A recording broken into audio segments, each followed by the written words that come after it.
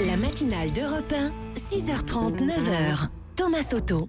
C'est l'heure du débrief de la matinale, les temps forts de ce que vous avez entendu ce matin sur Europe 1. Donald Trump renonce donc à l'accord de Paris. Écoutez la déclaration du président américain, c'était tout à l'heure dans le journal de 7h. Les États-Unis vont se retirer de l'accord de Paris sur le climat.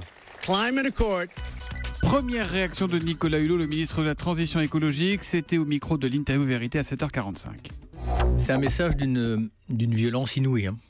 C'est une forme d'injure à l'avenir. Maintenant, il ne faudra pas s'étonner que cette violence dans l'attitude, une forme de désinvolture tragique, il y ait une onde de choc qui puisse se traduire par toutes sortes de comportements, et dans la tension du monde, on n'avait pas besoin de ça. Mais pour autant, vous pensez non, mais vous savez, le cynisme de l'instant peut provoquer l'intégrisme de demain.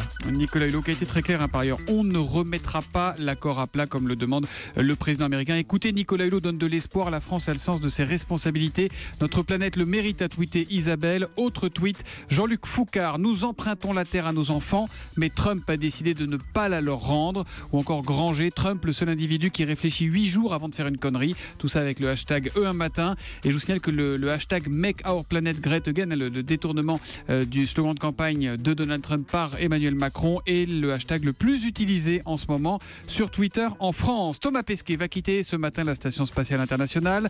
Un retour sur Terre qui s'annonce physiquement assez difficile. Écoutez ce qu'en disait le spationaute Jean-François Clairvoy. Il était notre invité dans le journal de 7h. On se sent très lourd, on a l'impression d'être en plomb. Ne serait-ce que soulever son bras, ça demande un effort incroyable. Et en plus, l'oreille interne, le sens de l'équilibre est totalement décalibré, déconnecté. Donc on a l'impression que le monde tourne autour de nous quand on bouge la tête. Donc on ne peut pas se tenir en équilibre tout seul. On n'a pas le droit d'ailleurs de faire de vélo, de conduire pendant plusieurs jours. C'est pour ça qu'on va les porter, les deux qui reviennent là. Alors, je pense qu'ils pourront se tenir debout. Thomas pourrait se tenir debout quasiment tout de suite, mais il faudra qu'il soit aidé parce qu'il ne pourra pas tenir son équilibre tout seul. Là encore, beaucoup de tweets pour souhaiter un bon retour à Thomas Pesquet, ainsi Sam. Bon voyage de retour parmi nous à Thomas Astro. Thomas Astro, c'est son nom de tweetos.